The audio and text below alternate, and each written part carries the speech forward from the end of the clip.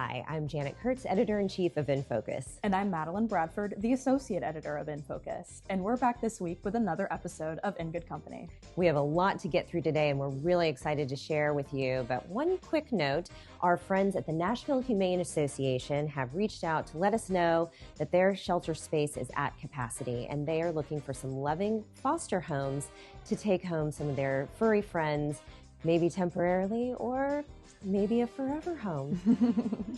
So please do reach out to them if you have space in your home and take home one of their friends so that they can make space. They've had a large amount of dogs that have been dropped at the shelter and they need to make space. Absolutely.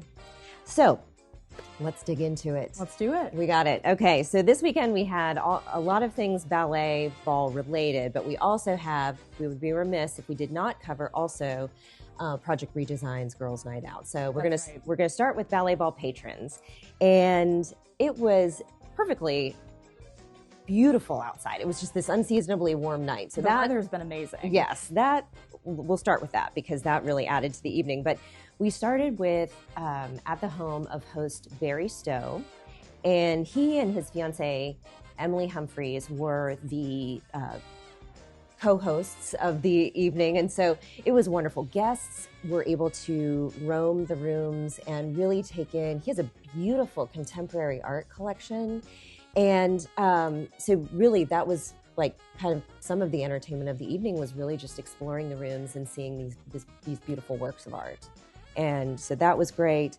Of course, Kristen Winston was the caterer, so we got to enjoy some of those wonderful mini grilled cheese sandwiches. Oh, she does a great job. Fan favorite. Yes, she absolutely does. And then Nestrick by Design had these beautiful florals. They kind of were at the entrance of the home and then sort of scattered throughout, but those were beautiful and really were a precursor to what we were going to see.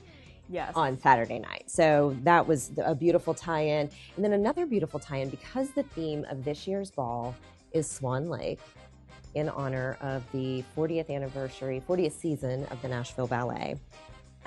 Bruce Pittman and his team, who were the event designers for the Patrons Party and for the ball itself, had these wonderful French 75 cocktails, but then added a feather to each glass. Oh, that's a nice touch. So it is. I mean, just the extra touches were really on point. So that was really fantastic. And, you know, obviously we were there to support the ballet and really talk about the incredible work that the ballet does in our community. And I know a lot of people know the ballet for their performances, for the Nutcracker, of course, and for Ballet Ball, but we really would be remiss if we did not talk about the fact that the ballet touches over 30,000 children and adults a year through its community outreach programs. So it really exposes the art of ballet to an audience that might otherwise not have the opportunity to see that. That's right. And then on Saturday, Nick mentioned that June 25 through December 25, the ballet has reached so far about 20,000, and so they're well on their way to advancing the number of people in the community that get to experience that art. And I think one of the most poignant quotes that Nick really talked about was the fact that performing arts is so important because it is a once-in-a-lifetime moment. It cannot be replicated because that next performance, even if it's the next night, it is going to be different. Somebody may move differently. Somebody may do something that is just a little bit different. So what you are seeing is that one space and time that you can be wholly focused on that. And I just think that really speaks to why we should care about ballet. That's beautiful. Yeah. Ballet is so important. I grew up seeing the ballet and it was so foundational for me and my love of the arts. So I really, really care about the Nashville Ballet's accessibility program. Yes, absolutely. Tell us about Project Redesign. It was amazing. I went to Girls Night Out, and Project Redesign is such an amazing organization that really cares about making every house a home, which is so important, something that I feel very strongly about. And through the organization's Reuse, Redesign, and Reclaim program, they provide essential household furniture to families who may not be able to afford it. And they do this for a small fee, so it's very accessible. And they're not only creating these functional spaces, but they're also comfortable and beautiful, and they really facilitate gathering. And I love that Project Redesign views gathering as something that is essential for human flourishing. We all need community spaces. The way that they're arranged can really impact that. And Girls Night Out really brought that to home. It was also a denim and rhinestones theme. Oh, so fun. It was a lovely night out on the town for all the ladies. Hillwood Country Club was transformed into this glitzy rodeo with plenty of disco balls and live music, which was really fun. Wow. And the energy in the room was just so palpable. And it was really inspiring to see people come together for that cause. I love that. And I love the idea, they talk about in architecture for residential, the value of just that front porch and how in a community, people like to sit on their front porch and see their neighbors go by. And so to bring that even from that one little micro piece of a home, bringing it inside and bringing the community inside is so special. That's absolutely right. Yeah. Thank you so much for covering that. Absolutely. Okay. It's ballet ball time. Yes, it is. I know. Very excited. These lovely crowns came from the centerpieces by Nashville by Design. So that's right. Thank you for providing us with some props today, Jim. We appreciate that. We love a little costume. We really do. And Bruce, of course, who's the event designer. So it was an evening of elegance. It really was. It was true to a 40th celebration, a 40th anniversary celebration. It absolutely was. It was so elevated and beautiful from the moment you walked in. There was that mannequin of the ballerina with these florals coming out of it. I know. And it was just this perfect representation in florals of the tutus that the dancers wore for Swan Lake. It was just absolutely wonderful.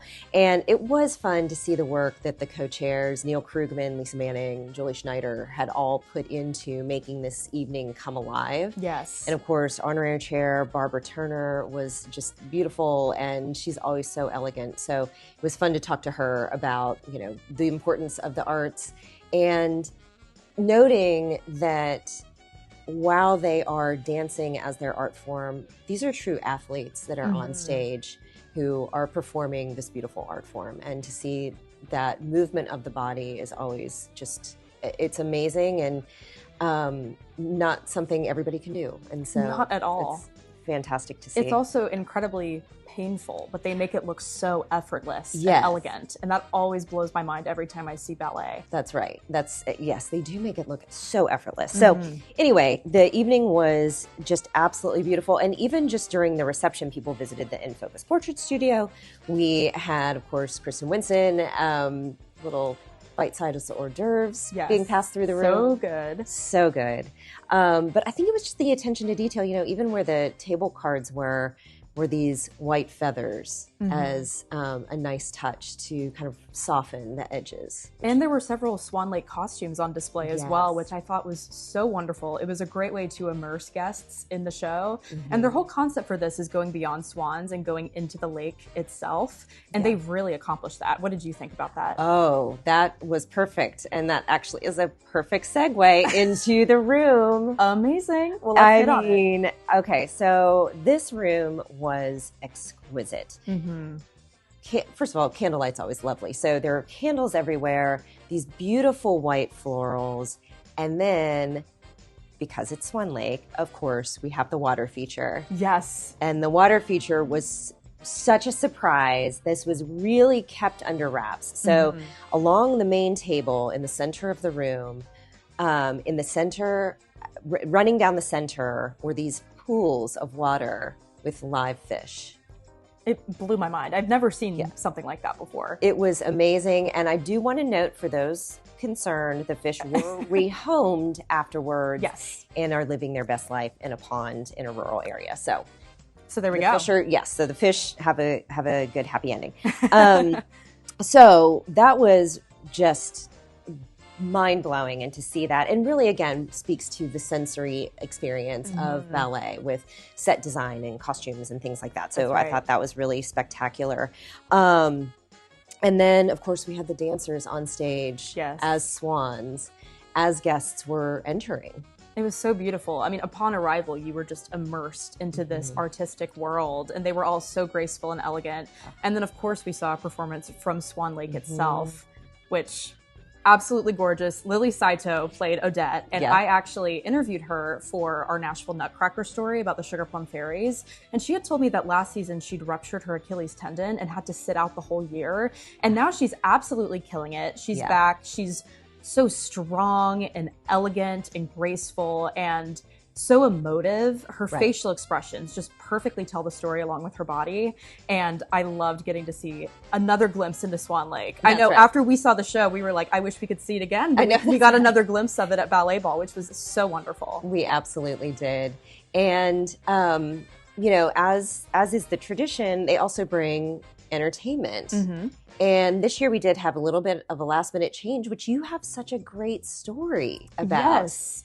Yeah, so the musical guest was Eric Pasley, who is a country singer, and my dad is in the music publishing world. So I grew up kind of knowing Eric and listening to his songs in the car. So it was kind of really surreal to watch ballerinas dance to these songs that I've known since childhood. But I think I was in 5th grade and I had to do some kind of interview assignment, really honing my journalism skills. And I interviewed Eric, and I remember that everybody in the class was so amazed that I brought in a country singer to interview. But it was a really cool full circle moment for me. And he sounded amazing. And he talked about how he was watching the Schermerhorn Symphony Center be built and how performing there was always a dream for him. So it was really cool to see him get to take the stage. That's exactly right. And yes, I thought that was really special and such a great interpretation of the music. I mean, the dancers themselves were, you know, in kind of a casual sort of Saturday night out on the town sort of look. And so that was kind of fun. But then, you know, there was more modern movement, I felt like, than, you know, having seen the classic Swan Lake just moments before that. It shows how versatile ballet can be as an art form and a medium. You can have the really classic, traditional performances, but then you can also have things that are a little more fluid and free-flowing, which was really fun to see. That's right. And so it was, again, it brought home the real understanding of why the arts are so important, why the ballet is so important as an art form, and how the funds raised, which, by the way, it was a record-breaking evening. They raised over $700,000 for the Nashville Ballet so that they can continue and expand their community outreach programs that are so important, that bring ballet to a wider audience. It's incredible. Yes. So that's Ballet Ball. It was a beautiful evening, and we were, again, so thankful to be there to be able to cover that. So that's our week. Next week, I mean, most people are on spring break this week, so we've got a beautiful short interview with the Nashville Humane Association and a couple other events, and then that's really it for the week next week, you know? So I think that's going to be fun. So please be sure to join us. Make sure to subscribe to our YouTube channel and our social media, of course. And remember that with you, our Nfocus friends, we're in good company. Cheers. Cheers.